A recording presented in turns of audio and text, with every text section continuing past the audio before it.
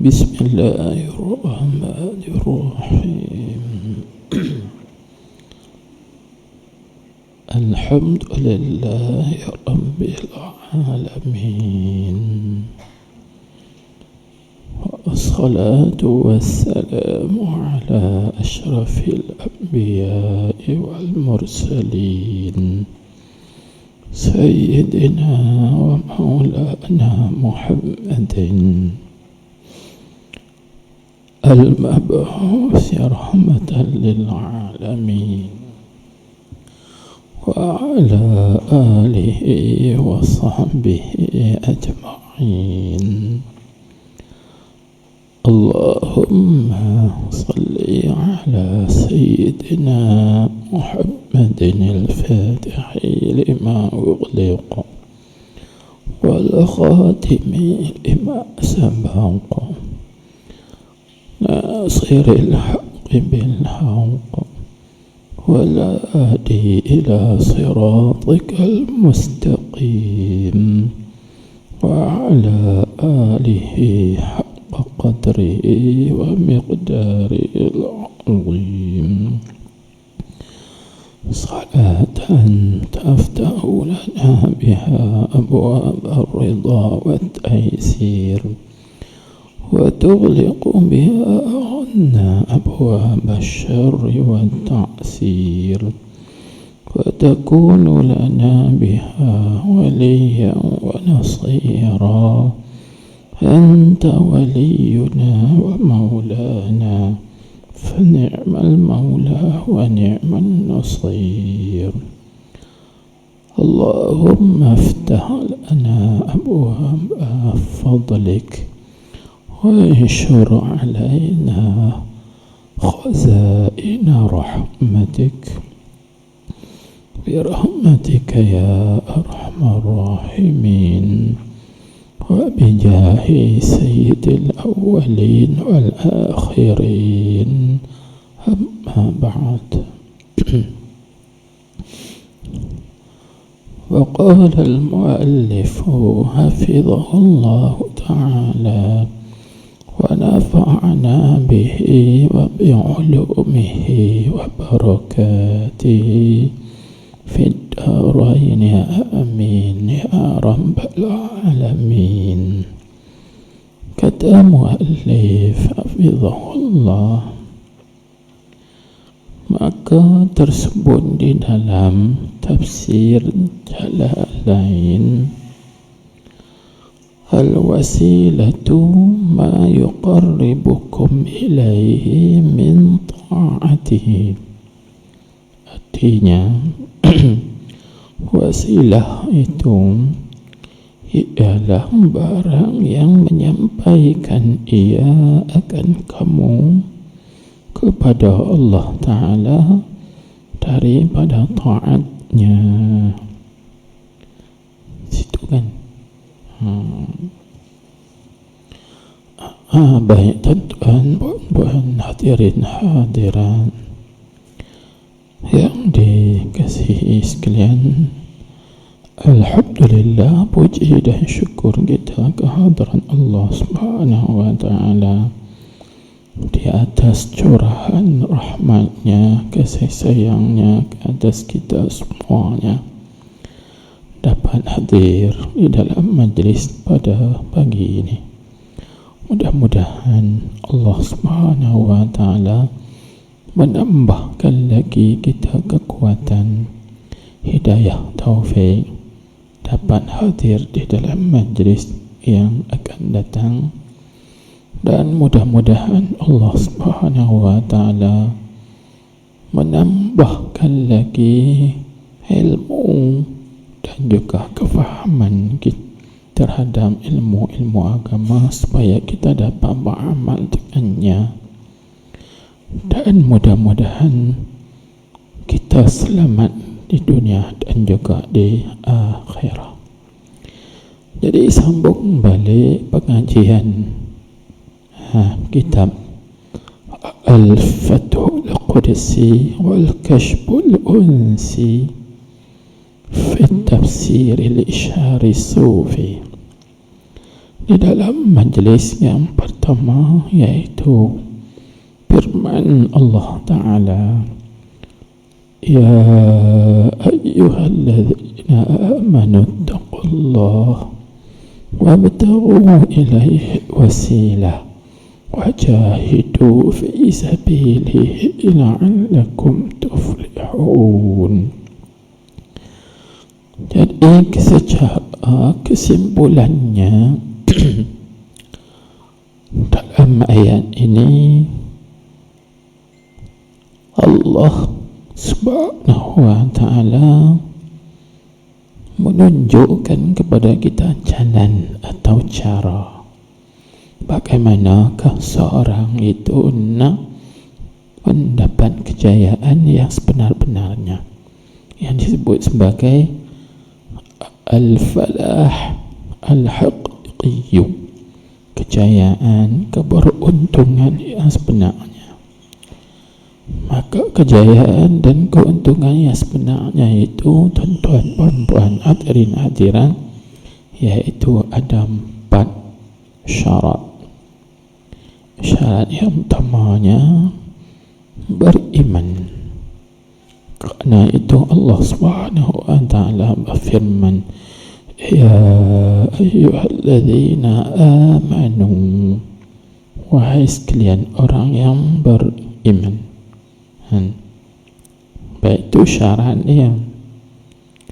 Maka beriman ini dipanggil aslul asil. Aslul asil maksudnya asal daripada skala yang asal untuk nak dapat kejayaan yang sebenar. Kejayaan yang sebenarnya syaratnya ialah beriman.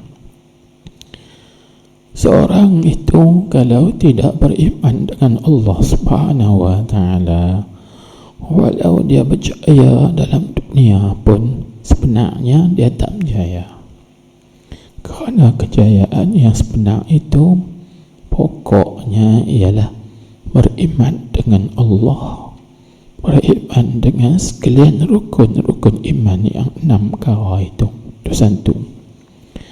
Dan syarat yang kedua untuk mendapat kejayaan yang sebenarnya, yaitu ittaqullah, takwa kepada Allah Subhanahu wa ta'ala. Jadi kalau ada iman sahaja tak ada takwa, tak jadi juga. Dia kena 2 sekali. Sebab tu tuan-tuan, kalau tuan-tuan tengok banyak ayat-ayat Al-Quran apabila disebut innal ladzina amanu, maka lepas itu dia akan sebut apa? Dia sebut apa?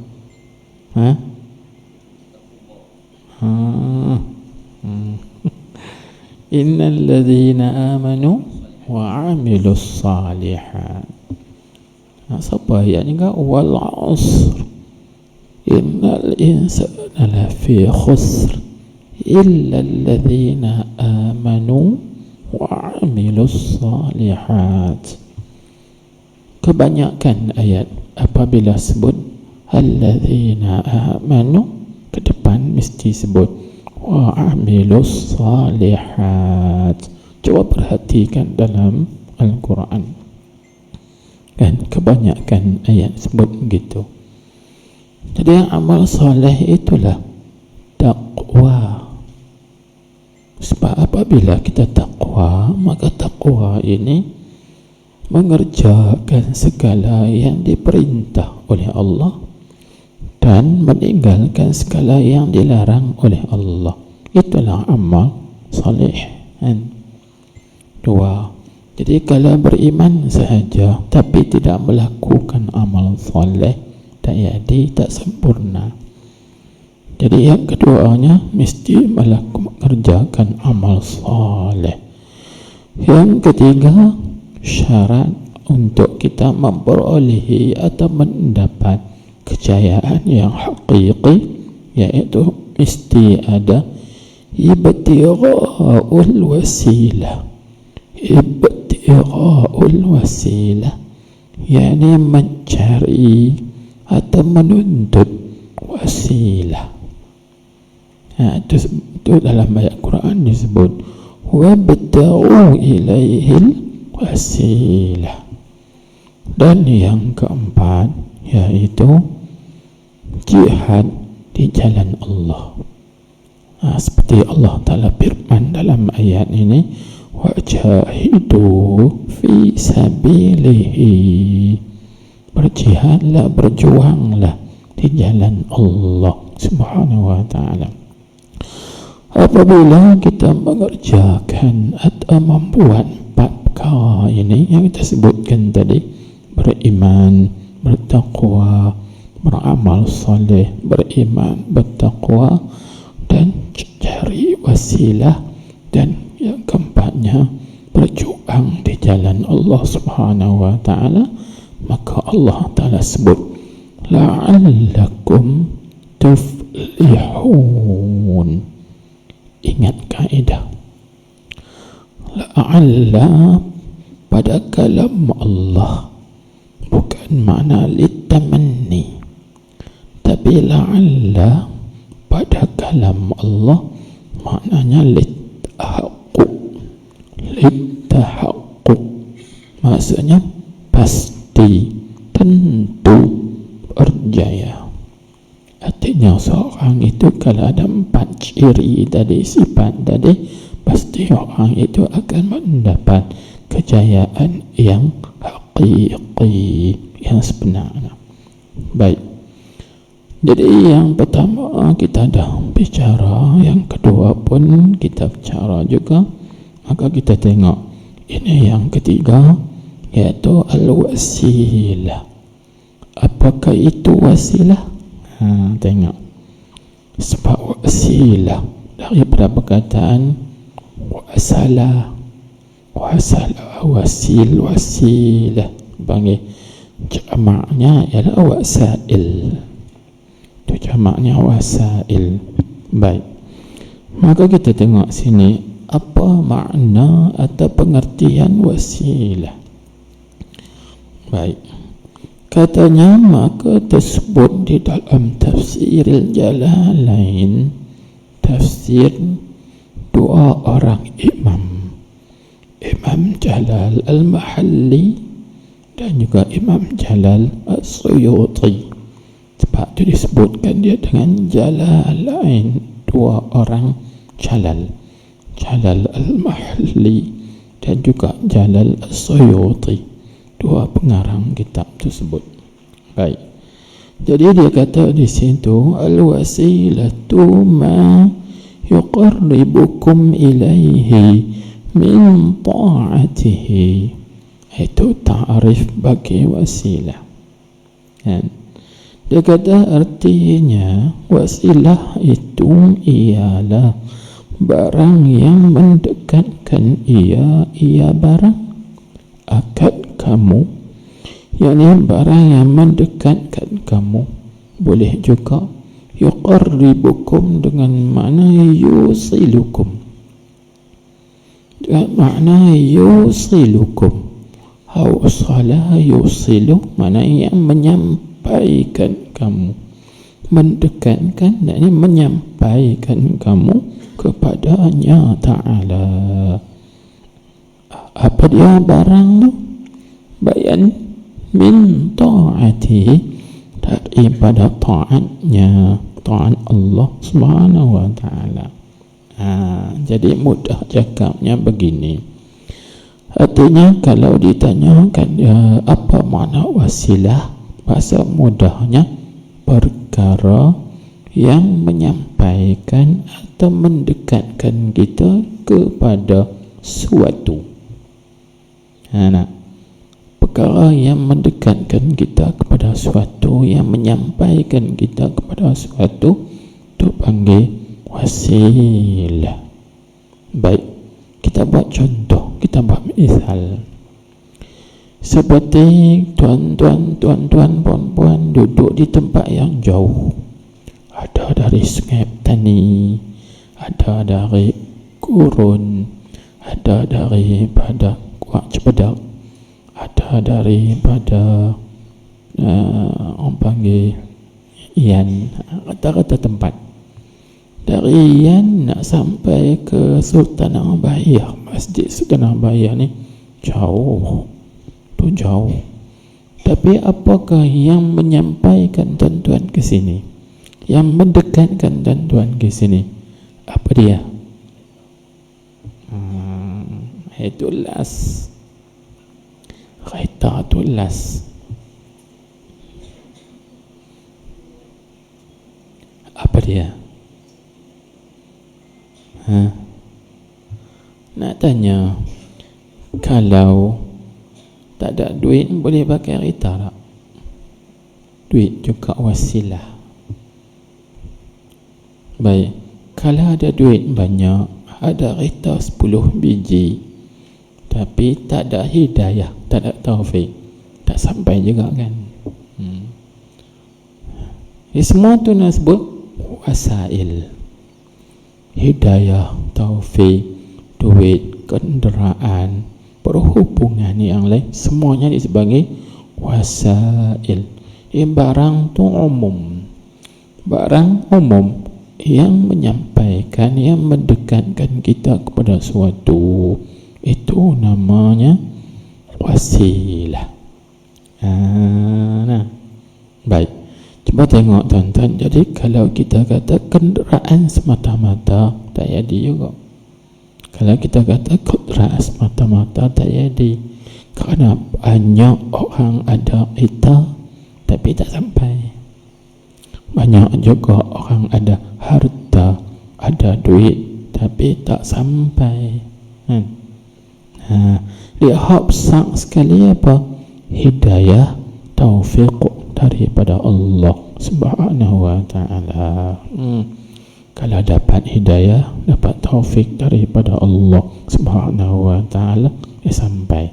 Begitulah juga kalau dapat hidayah saja, taufik tak dapat, tak sampai juga.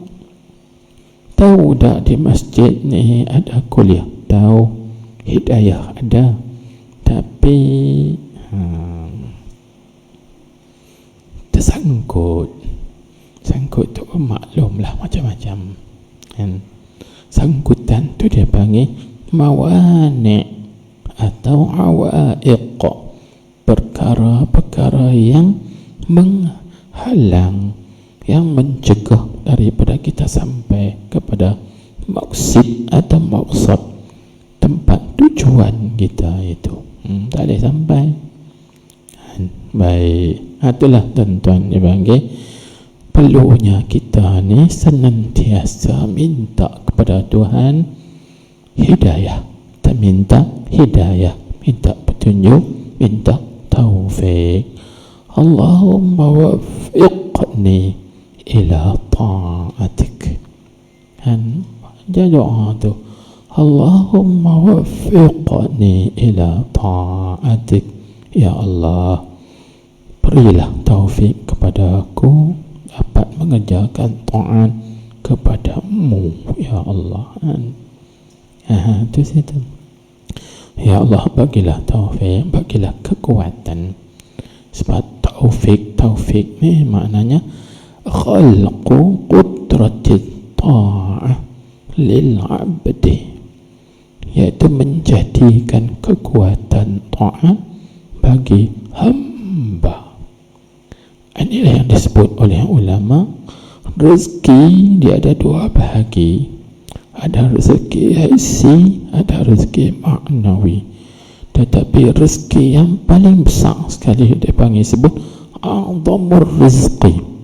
Rezeki yang sebesar-besar rezeki ialah at-taufiq. Dapat taufiq, kekuatan untuk nak mengerjakan taat kepada Allah Subhanahu wa ta'ala. Apalah Ustaz jawab tadi, kereta, kenderaan, itu betul. Itu salah satu daripada wasilah yang menyampaikan kita, mendekatkan kita kepada Allah Subhanahu wa ta'ala. Ingat, jadi secara umumnya wasilah itu ialah kena tiap-tiap perkara atau tiap-tiap benda yang mendekatkan, yakni menyampaikan kita kepada Allah, itu dinamakan dia wasilah. Maka wasilah ini satu perkara yang dituntut oleh Allah Subhanahu wa taala. Jadi kalau kita nak bincang wasilah ni banyak. Kalau gitu, kalau orang tanya kita, apakah wasilah yang paling besar sekali? Tak ada yang lebih besar daripada tu. Jawabnya ialah Sayyiduna Muhammad Rasulullah sallallahu alaihi wasallam. Sayyidina Muhammad Rasulullah sallallahu alaihi wasallam lah wasilah yang teragung. Dia panggil wasilatu a'zam atau uzma, wasilah yang teragung sekali, tak ada lain dah melainkan Rasulullah sallallahu alaihi wasallam. Kerana dengan sebab Rasulullah lah kita dapat mengenal Allah, kita dapat mengenal Sang Pencipta kita, kita dapat mengajar taat dan ibadah khidmat kepada Allah Subhanahu wa taala. Kalau kita tidak dengan sebab dia, maka kita tidak mengenal siapa Pencipta kita. Itu nanti akan bincang dalam bab isyarat nanti. Baik, tengok dulu. Lepas itu kita tengok, dia kata, dan berkata Al-Imam Al-Allamah Al-Syaikh Ahmad bin Muhammad Al-Maliki As-Sawi radhiyallahu anhu. Jadi mudah cakapnya, siapa Al-Imam Al-Allamah ni? Mudah cakapnya, orang panggil Syekh Sawi. Mudah ringkas nak. Syekh Sawi dia ni buat syiah bagi tafsir Jalalain.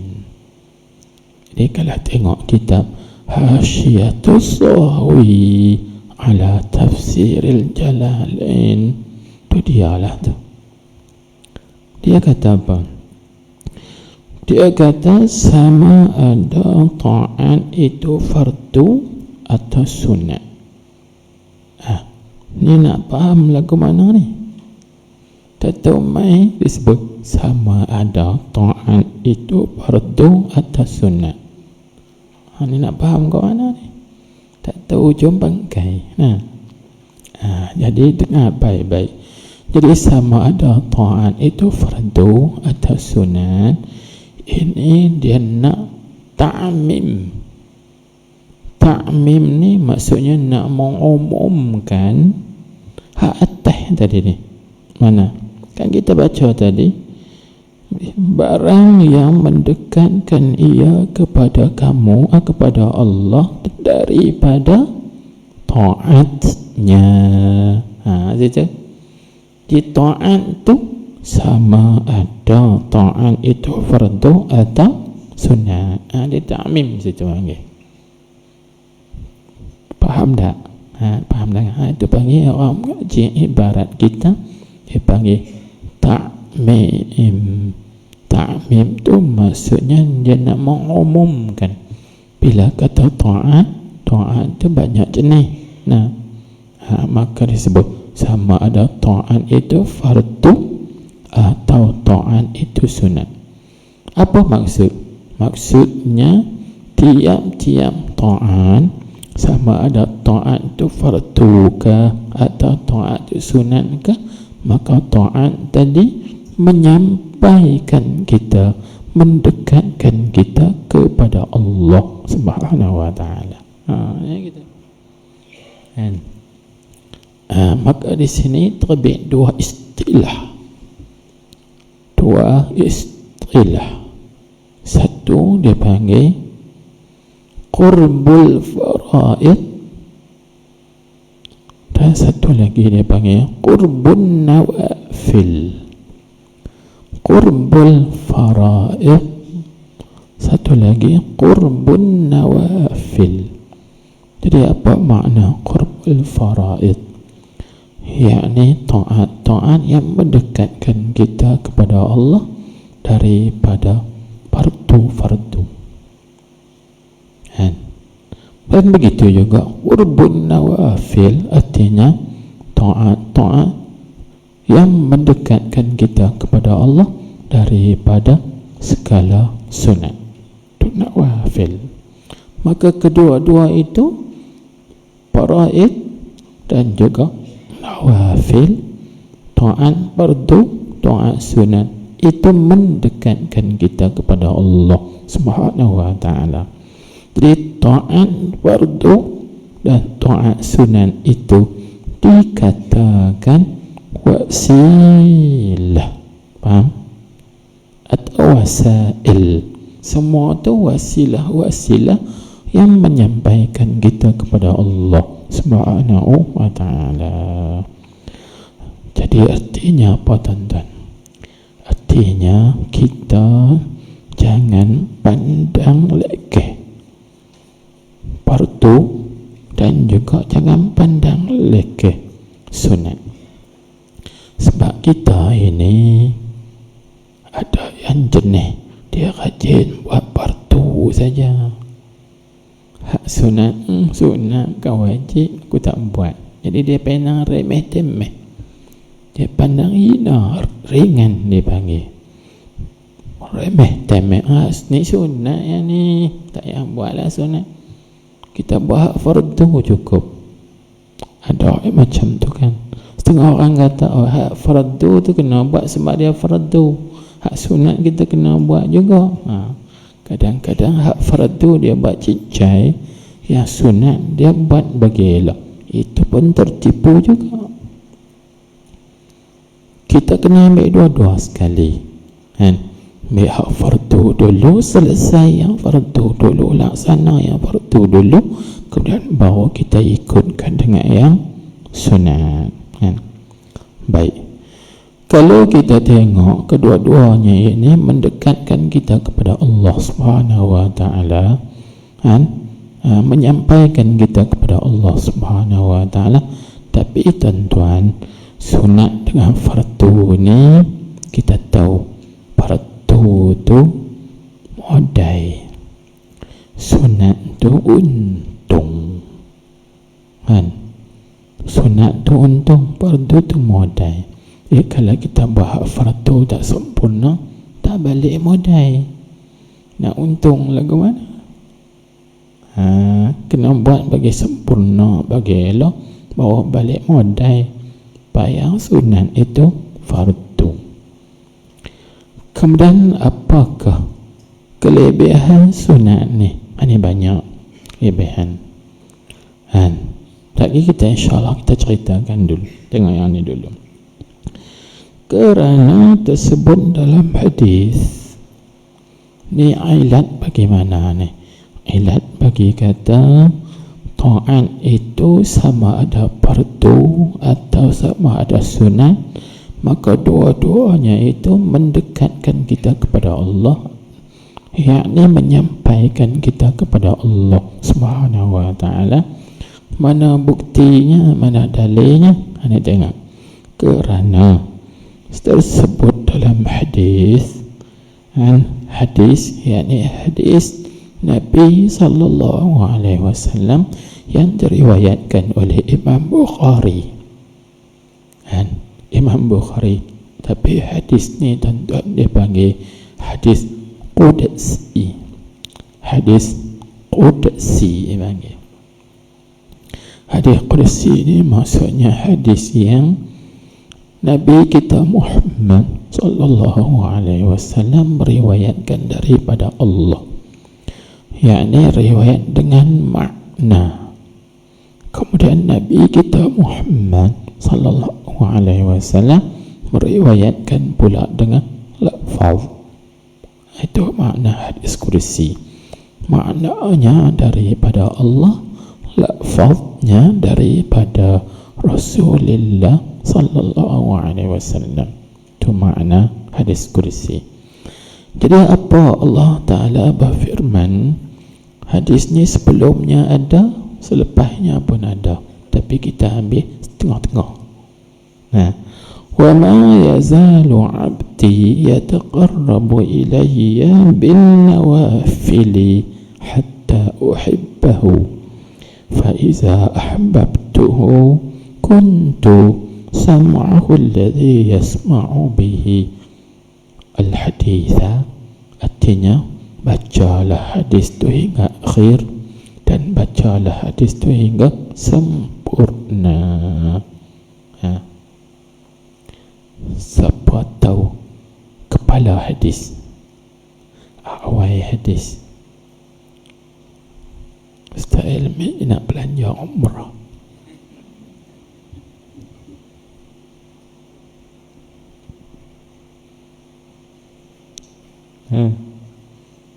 kalau saya baca berdawai, Ustaz Ilmi kena bawa saya.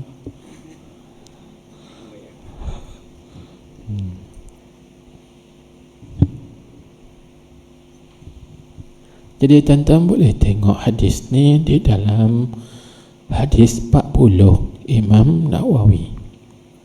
Balik buka kitab Hadis Arba'in Imam Nawawi. Kalau tak silap ingat saya lah, lebih kurang hadis 30 lebih, 38, 37 itulah lebih kurang. Kuliah-kuliah itulah. Saya pun tak ingat ya, tapi yakin pasti hadis ni ada di dalam hadis 40 Imam Nawawi, iaitu hadis yang berbunyi man adali waliyan faqad azantu bil harbi. Hadis menceritakan tentang kewalian. Jadi hadis ni menceritakan tentang kewalian, wali wilayah khassah, kewalian khusus. Kerana kewalian ni dia ada dua. Yang pertama dia panggil wilayah ammah. Wilayah ammah iaitu kewalian umum. Ini cerita Pak Wali sikit nak sampai tahu. Kewalian umum.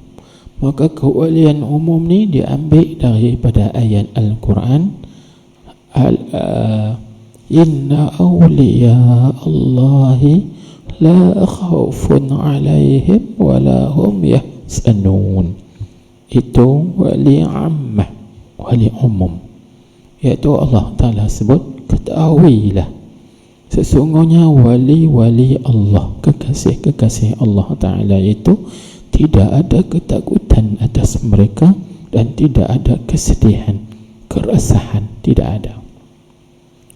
Wali-wali ini lagu mana pun, keadaan apa pun, situasi apa pun, kondisi apa pun, dia tetap tenang. Dia tak ada sedih, dia tak ada resah, dia tak ada gelisah, dia tak ada duka cita. Itu maksud la khawfun alaihim, tidak ada ketakutan atas mereka, wala hum yahzanun, dan mereka tidak ada duka cita, tak ada. Dia tenang. Kerana apa? Kerana mereka Abdullah, kerana mereka hamba Allah, bukan Abdul Waqti, tapi mereka adalah Abdul Muaqqiti. Muaqqit dengan awqat. Kita ni jadi Abdul Awqat. Kita ni hamba waktu. Mai keadaan begini, kita jadi lagu ni. Mai keadaan begitu, kita jadi lagu tu. Mai keadaan Covid, takut. Mai tak Covid, tak takut. Mai keadaan ekonomi jatuh, rasa resah hati. Mai keadaan ekonomi naik, seronok pula. Tu orang panggil Abdul Halat juga disebut. Abdul Awqat juga disebut. Itu kalau bahasa mudahnya kita panggil hamba keadaan. Hamba keadaan dipanggil. Maknanya keadaan lagu ni kita jadi lagu tu, maknanya keadaan jadi lagu tu. Tak. Tapi kita kena latih, kena belajar supaya kita jadi Abdul Muaqqit. Al-Abdul Muaqqit la yataghayyaru bitaghayyuril hal. Jadi hamba Tuhan Tuhan yang menjadikan waktu. Maka hamba Tuhan yang menjadikan waktu, dia tidak berubah sekalipun berubah situasi, berubah keadaan, berubah kondisi, dia tetap macam tu ya. Orang celah dia pun duk lagu tu, orang fitnah dia pun duk lagu tu, orang kata dia kafir pun dia duk macam tu juga. Tu mu'aqid sebenarnya kan. Kita kalau orang celah, kita tak boleh duk desing telinga kan. Dia orang kata apa, tahu ya. Ini nak terangkan sedikit. Jadi maksud empang ni wilayah ammah ayat tadi, kemudian wilayah khassah hadis ni, tapi hadis qudsi kan. Apa dia wilayah khassah, walian khusus inilah tuan-tuan. Maka wilayah khassah itu tengok sampai dia dapat hatta uhibbahu, tentu sehingga aku kasih dia kan. Tuhan kasih. Bila Allah Ta'ala kasih, tengok sekali kita baca, dia kata artinya, arti hadis ni, sentiasalah hamba aku mendekatkan dirinya, diri hamba kepada aku dengan segala sunat. Ini zahir kita tengok hadis ni, artinya mendekatkan diri dengan sunat kepada Allah, itu namanya qurbun bin nawafil. Kita sebut tadi, dekat dengan segala yang disunatkan. Tu. Lepas itu hak kata qurbun bil faraid, tu tuan-tuan kena tengok hadis sebelumnya. Apa hadis sebelumnya? Ma taqarraba ilayyal mutaqarribun bimithli ma aftaradtu alaihim. Itu sebelum hadis ni. Ma taqarraba ilayyal mutaqarribun bimithli ma aftaradtu alaihim. Artinya tidak mendekatkan kepada aku oleh segala orang yang mendekatkan diri mereka kepada aku dengan seumpama fardu yang aku fardukan ke atas mereka. Ini namanya qurbun bil faraid. Lepas tu baru Nabi sebut, wala yazalu abdi yataqarrabu ilayya bin nawafili. Ada beberapa lafaz sini, wa ma yazalu abdi yataqarrabu ilayya bin nawafili hatta uhibbahu. Artinya sentiasalah hambaku mendekatkan dirinya kepada aku dengan mengerjakan segala yang disunatkan. Baik kan? Maka ini dinamakan dia qurbun bin nawafil. Baik, kita tengok lagi, baca dulu. Dia kata dengan segala sunat sehingga aku kasih akannya, akan hamba. Baik, maka apabila kasih aku akannya, akan hamba, niscaya akulah pendengarnya, ya hamba yang mendengar ia hamba dengannya, dengan pendengarnya. Al-Hadisah, baca sampai habis. Jadi tuan-tuan nak belajar yang mana? Sebab kita ni dalam hadis ni kita belajar dua perkara. Pertama, ilmu riwayah, dan yang kedua ilmu dirayah. Hadis tu kena mengaji dua tu. Ilmu riwayah, maknanya ilmu cara kita riwayat hadis. Dan bukan bermakna seorang itu apabila dia riwayat hadis, dia jadi ahli hadis? Tak. Orang hari ni dia perasan lagu tu, bila dia riwayat hadis, tu pakar hadis. Bukan lagi. Bukan lagi. Inilah Syekh Dr. Yusri Jabar daripada Mesir, datang buat majlis sama' hadis Bukhari. Dia kata macam tu, bukannya kita riwayat hadis tu kita dah jadi alim hadis, dah baru riwayat. Maka berhajat lagi kepada ilmu dirayah, yakni cara nak memahami hadis, cara nak urai hadis, itu namanya dirayah. Kena belajar pula. Di sini kita ambil dua ni dulu. Hatta saat kita baca riwayah, hatta saat kita riwayat hadis, ini kita nak ambil dirayah pula.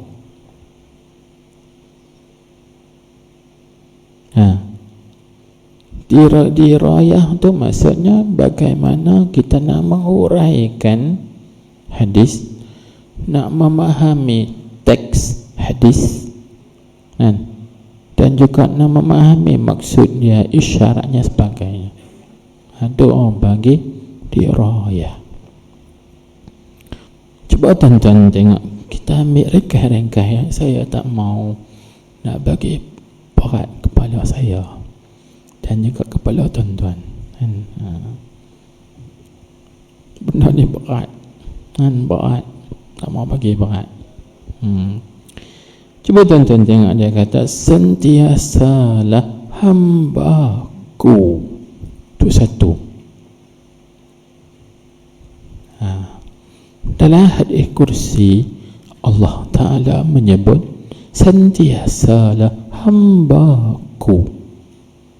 Faham? Hambaku maksudnya Allah Ta'ala i'tiraf, mengaku ini hambaku. Tuan-tuan, samalah juga di dalam ayat yang lain yang Allah Ta'ala sebut, ya ayyatuhan nafsul mutmainnah irji'i ila rabbiki radiyatan mardiyah fadkhuli fi ibadi, masuklah olehmu di dalam kalangan hamba-hambaku. Jadi nak masuk jadi hamba-hamba Allah, lagu mana? Tengok dia awal ayat, mesti nafsu mutmainnah. Kalau nafsu kita tak sampai lagi jadi mutmainnah, kita bukan lagi hamba Allah yang sejati. Dalam kitab tafsir dia sebut fadkhuli fi ibadi, ay ibadi al-makhsusin, maksudnya hamba-hambaku yang khusus, yang istimewa. Ialah secara umumnya kita ini semuanya hamba Allah, itu secara umum. Yang beriman pun hamba Allah, yang tak beriman pun hamba Allah, secara umum. Yang buat taat pun hamba Allah, yang tak buat taat pun hamba Allah juga, secara umum. Tapi hamba dia ada dua, ada hamba yang khas. Itu ditakdirkan ahli tafsir, para ahli tafsir mentafsirkan fadkhuli fi ibadi, ay ibadi al-makhsusin, hamba-hambaku yang khusus. Tu. Jadi kita ni mengaku saya Abdullah, hamba Allah. Pecek tengok nafsu kita lagu mana, mutmainnah kada. Satu.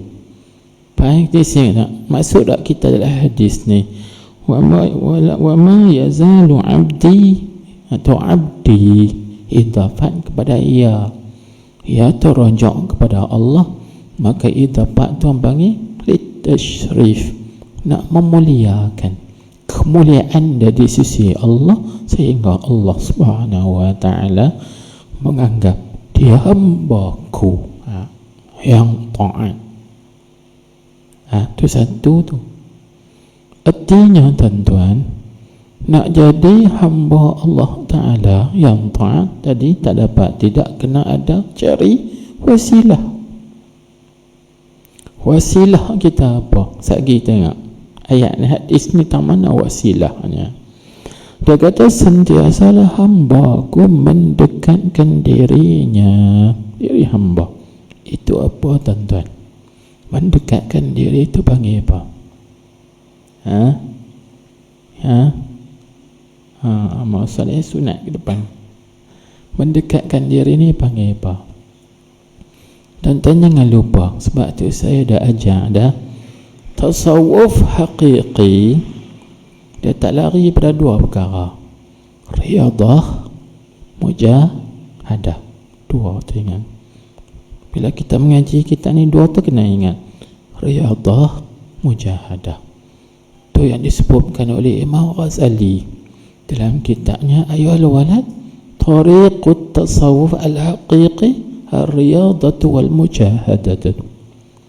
Artinya jalan tasawuf yang sebenarnya ialah dua, riyadah, yakni melatih tubi nafsu kita, dan yang kedua mujahadah, yakni kena berjuang, berperang, berlawan dengan nafsu amarah, sehingga dia naik satu tingkat ke satu tingkat yang lebih tinggi sampai kepada mutmainnah. Semua tu riyadah, mujahadah. Jadi mendekatkan diri kepada Allah itu namanya riyadah, mujahadah. Artinya riyadah dan mujahadah juga dipanggil wasilah. Faham tak? Kerana wasilah itu perkara yang menyampaikan kita kepada Allah. Kalau kita tak riyadah, macam mana kita nak sampai kepada Allah? Gitu juga kalau kita tidak mujahadah, maka bagaimana nak sampai kepada Allah? Jadi salah satu cara nak sampai kepada Allah, dekat kepada Allah, ialah mujahadah dan riyadah. Dua ni biar ringkas ya, tak mau pening-pening. Lepas tu dia sebut dengan segala sunat. Itu amal soleh, taqwa, dan juga disebut sebagai wasilah juga. Buat yang sunat, mengerjakan yang sunat, itu juga wasilah menyampaikan kita kepada Allah Subhanahu wa ta'ala. Maka tuan-tuan, bila kita buat yang sunat ni, setelah kita menunaikan dan melaksanakan yang fardu, tuan-tuan dapat apa? Dapat apa? Dapat apa? Ni, hingga aku kasih akannya. Ini namanya samarah. Ini namanya samarah. Maka dalam hadis ni, kalau kita tengok syariat, tarekat, hakikat sudah ada. Cuba abang tang mana syariat?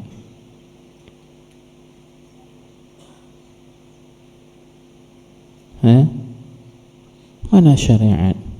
Mana hakikat? Mana tariqah? Mana haqiqah?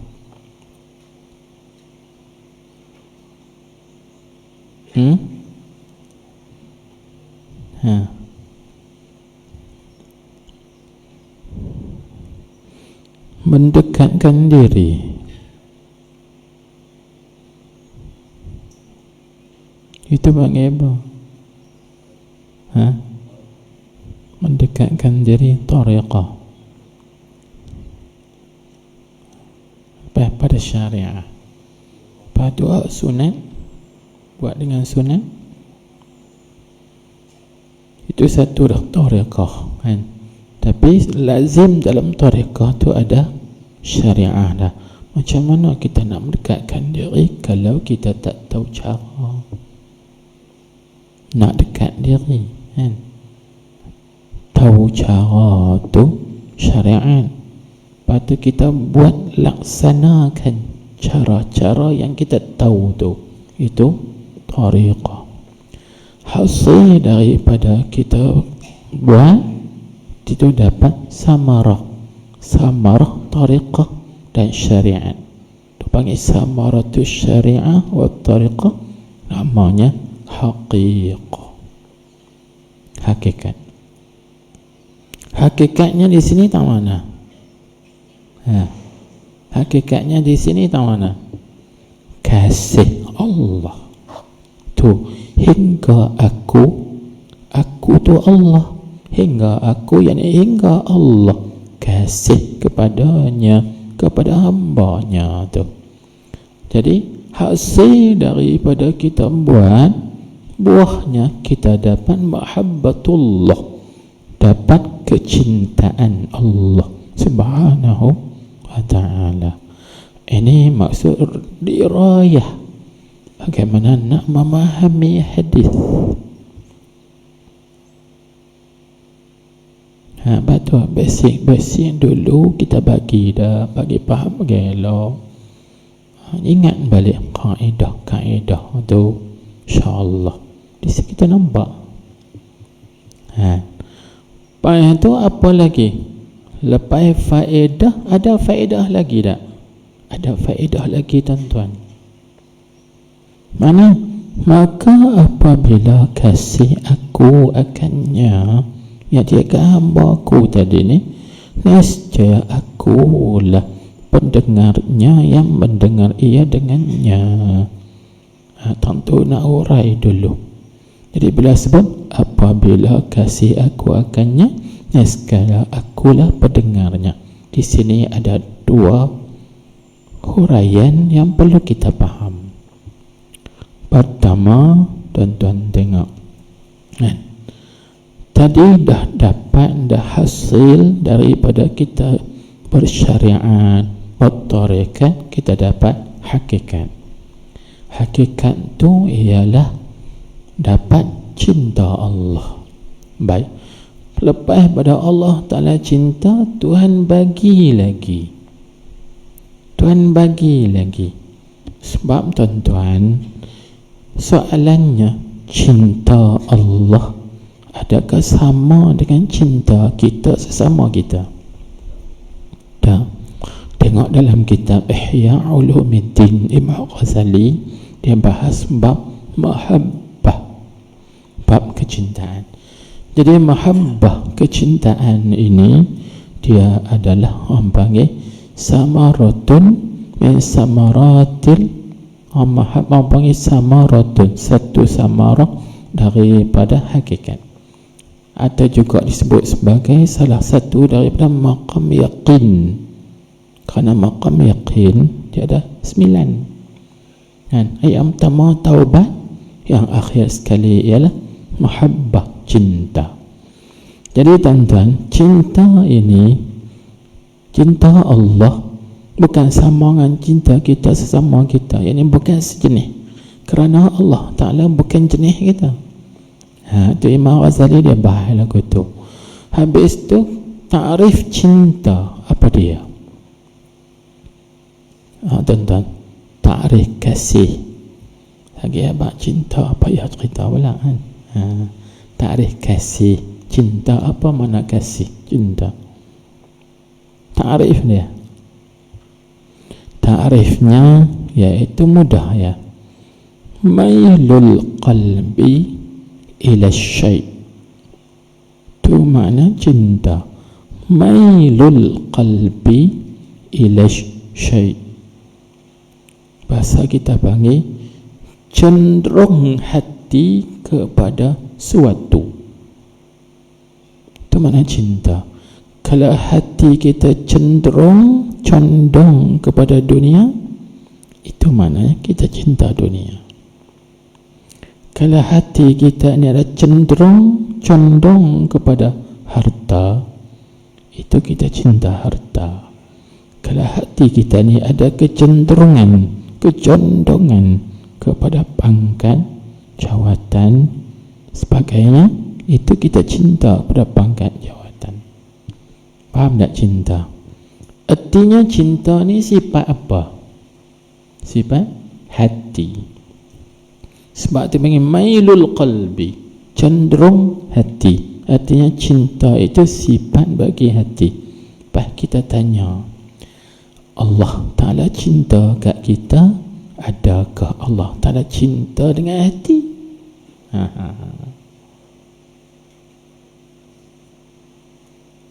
Allah Ta'ala tak ada hati. Lagi pula hati itu jirim, jauhar.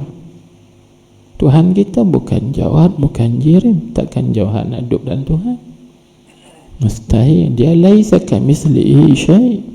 Allah Ta'ala menyalahi bagi segala sesuatu. Apa? Boleh tak kita sebut lagu tu? Ini dalam hadis, hatta uhibbahu, sehingga aku, yakni Allah kata, mencintai kasih kepadanya. Apa kita nak buat lagu mana? Mustahil Tuhan kita cinta dengan hati. Sebab hati itu jenis makhluk. Tuhan bukan makhluk.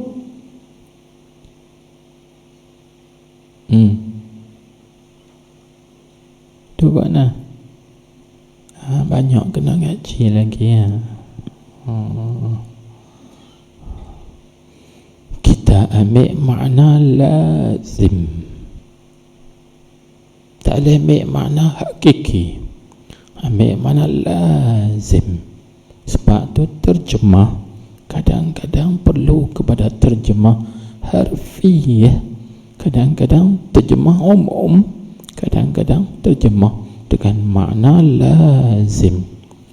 Lazimnya bermaksud, lazimnya gini kita, bila kita sayang, kita cinta, kita kasih, lazim daripada sayang kasih kita bagi tak? Bagi tak? Bagi kan? Jangan kita lah, bila kita sayang dekat anak, kasih ke anak, bila anak minta satu benda, aku nak bagi kat dia, aku sayang kat dia. Kadang-kadang anak tak minta pun, tapi kita ni sayang dekat dia, kita beli mahal-mahal bagi kat dia. Jadi lazim daripada kasih, cinta, beri. Makna beri, memberi kan? Baik. Kalau begitu kita tengok, bila Allah Ta'ala cinta kepada hamba dia, maka Tuhan bagi tak? Bagi tak? Bagilah. Dia bagi apa? Dia bagi penjagaan, dia bagi pemeliharaan kan? Baik. Artinya apa? Artinya Tuhan akan anugerahkan lagi kepada orang yang dia cinta itu ilmu-ilmu yang lain, ilmu laduni, makrifat ketuhanan, tersingkapnya rahsia-rahsia, dia panggil mukasyafah. Faham tak? Maka perkataan ini kita ambil daripada mana? Terkandung dalam ayat mana? Kaji, kita kaji. Terkandung di dalam ayat lagi hatu hak akhir. Sebab tu Imam Ghazali letak maqam syukri aqabah dia yang akhir. Ini masuk dalam ayat apa ayat dia? Wallazina jahadu fina lanahdiyannahum subulana. Cuba tengok. Dan orang-orang yang berjuang, berjihad dengan nafsu pada kami ini, tengok ni jihad ni kan, kita tarik tasawuf, tarik riyadah, tarik mujahadah. Ini jihad ni. Kita mengaji syariat, lepas tu kita beramal dengan syariat, itu jihad dah tu. Bila kita beramal, hasil daripada beramal dapat samarah buahnya, iaitu hakikat. Lepas dapat satu hakikat, Tuhan bagi lagi. Ini maksud lanahdiyannahum subulana, kami akan tunjukkan pada mereka jalan-jalan kami. Tak mana subul, dia tak sebut sabilana, faham? Dia tak sebut sabilana, tapi subulana, kerana perkataan subul siranya jamak taksir daripada mufradnya sabilun, sabilun, sabilani, subulun, jalan-jalan kami. Artinya Tuhan anugerah satu, anugerah lagi satu, anugerah lagi, anugerah lagi. Hak tadi dah dapat, dah cinta Allah, Pak Tuhan bagi lagi pula penjagaan, pemeliharaan, iaitu mana? Akulah pendengarnya yang mendengar ia dengannya. Ini penjagaan. Artinya apa? Artinya orang yang begitu buat begini ni, dia adalah waliullah. Kerana wali ni dia ada dua makna. Wali itu dengan mana? Orang yang menjaga Allah, satu. Dan wali dengan mana? Allah jaga dia. Tuan-tuan fikir tengok, dia jaga Allah, artinya dia buat apa yang Tuhan suruh, dia tinggal apa yang Tuhan tegah. Itu jaga Allah. Allah jaga dia. Ini Tuhan jaga ni. Tuhan jaga pendengarnya, maka dia tidak mendengar perkara yang dilarang. Tuhan jaga penglihatnya, maka dia tidak melihat benda yang haram. Tuhan jaga lidahnya, maka dia tidak bertutur benda yang haram. Tuhan jaga kaki tangannya, maka kakinya tak berjalan ke tempat yang haram. Tangannya tidak mencapai atau tidak menyentuh atau tidak mengambil benda yang haram. Faham? Inilah dia panggil faedah. Kita ini perlu kepada wasilah. Baik, kalau orang tanya, nak sampai dapat cinta Allah Ta'ala itu apa wasilah dia? Apa wasilah dia? Sebab kita bincang wasilah ni. Apa wasilah dia? Sahibut taslik. Wasilahnya ialah sahibut taslik. Dia dua. Ada sahibut taslik satu lagi namanya sahibus suluk. Sahibus suluk dekat-dekat, ya dekat-dekat, tapi lain-lain. Jangan Ustaz Ilmi dengan Cikgu Ak dekat-dekat doa, tapi Ustaz Ilmi lain, Cikgu Ak lain, walaupun dekat-dekat. Ingat istilah tu, sahibut taslik, tasin lam ya kaf, taslik. Kalau hijau ruminya taslik, taslik. Sahibut taslik satu lagi sahibus suluk, sin lam waw kaf, suluk. Kalau ruminya SULUK, suluk. Adakah dua yang sama? Tak. Sahibut taslik itu maksudnya orang yang mensulukkan, iaitu guru murabbi atau guru mursyid. Adapun sahibus suluk itu ialah murid, anak murid yang disulukkan oleh gurunya. Itu nama sahibus suluk. Jadi artinya wasilah untuk nak capai sebegini ni tak dapat tidak, kita mesti ada guru. Guru itulah dia panggil wasilah, menunjuk jalan kita supaya kita ini sampai kepada kecintaan Allah SWT, sampai kepada menjadi hamba Allah yang sebenarnya. Boleh faham kan? Baik. Itu ikut versi tasawuf. Ini bukan kita panggil, bukan kita reka-reka tak, kan? Disebutkan oleh ulama.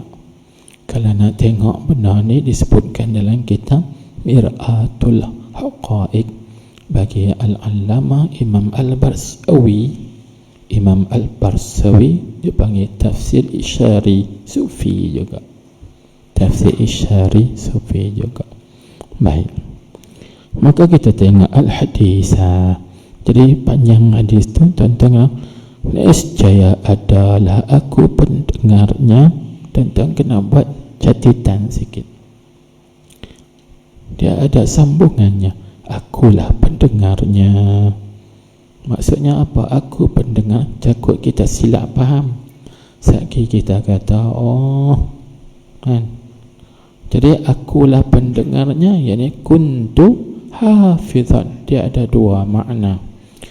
Tulis makna yang pertama, akulah pendengarnya, yakni akulah yang menjaga pendengarnya, maka tiada mendengar ia melainkan apa yang aku redai. Agak tahu. Dia ada banyak maknanya. Ini sebagaimana yang dihuraikan oleh Syekh panggil dalam kitab dia Jawahir Al-Lu'lu'iyah, syarah bagi Arba'in Nawawiyah. Sebetulnya banyak tafsirannya dan juga dihuraikan oleh Syekh Muhammad Abu Bakar Syata Al-Makki dalam kitabnya Kifayatul Atqiya, syarah bagi Hidayatul Azkiya bagi Syekh Zainuddin Al-Malibari. Jadi banyak. Kalau itu saya bagi tahulah tempat-tempat rojokkan kalau nak rojok. Sebab ilmu agama adalah amanah. Kita tidak boleh pandai-pandai sendiri. Ini adalah amanah. Jangan ikut sedap nak hurai, tak boleh. Jadi maksudnya akulah yang akan menjaga pendengarnya, maka dia tidak mendengar melainkan apa yang aku redha. Katakanlah yang lain lagi. Yakni kalau mata, ini akulah yang menjaga matanya, pandangannya, maka dia tidak melihat kecuali melihat apa yang aku redai. Seterusnya, akulah yang menjaga lidahnya, maka lidahnya tidak bertutur kecuali bertutur apa yang aku redai. Kakinya, tangannya, hatinya, seterusnya. Semua Tuhan jaga. Maka bila dijaga lagu tu, dinamakan dia wilayah khassah, kewalian khusus, wali yang istimewa. Ni hadis bicara bab wali dia sebut tadi ni. Hadis ni lah yang membincangkan tentang kewalian. Baca daripada awal sampai habis. Maka sambungan hadis tu, tengok kewalian. Bila dia kata dia tu orang panggil apa? Kalau dulu orang tu apa? Masin cakap masin. Cakap dia masin. Bila dia kata jadi. Bila dia minta doa kat Tuhan, Tuhan tak tolak. Lepas tu dalam hadis Nabi sebut, wala in sa'alani la'u'tiyannahu. Kalau dia minta sesuatu kepada aku akan beri. Wala in ista'azani la'u'izannahu. Kalau dia minta berlindung dengan aku akan lindungi dia. Cakap dia masin. Lepas tu wali-wali ni kalau pergi ziarah mereka jaga. Lagi dia kata balik lagi jatuh langgaung, jatuh sungguh lagi. Jangan dia buat main. Sebab tu dalam kitab ulama sekarang nak pergi ziarah wali-wali Allah, jaga adab kita, jaga baik sangka kita, jangan duk buruk sangka. Kalau ada buruk sangka, sekali kita yang dapat penyakit, dapat bencana. Na'udzubillah min zalik. Larat ke tak lagi? Tak larat anak. Tentu dululah. Maka bermula taqwa di sini, situ dulu. Wallahu a'lam. Subhanakallahumma wa bihamdik asyhadu an la ilaha illa anta astaghfiruka wa atubu ilaik. عملت سوءا وظلمت نفسي فاغفر لي فإنه لا يغفر الذنوب. اللهم صل على سيدنا محمد النبي الأمي وعلى آله وصحبه وسلم. بسم الله الرحمن الرحيم. الحمد لله رب العالمين وصلى الله وسلم عليه. اللهم افتح علينا حكمتك واشرع علينا رحمتك يا أرحم الراحمين. اللهم إنا نستودعك ما علمتناه فردده إلينا عند حاجتنا إليه ولا تنسناه برحمتك يا أرحم الراحمين. اللهم إنا نستودعك ما علمتناه فردده. اللهم اجعل جمعنا هذا جمعا مرحوما مشكورا وتفرقنا من بعده تفرقا معصوما مغفورا. ربنا آتنا في الدنيا حسنة وفي الآخرة حسنة وقنا عذاب النار. وصلى الله وسلم عليه والحمد لله رب العالمين.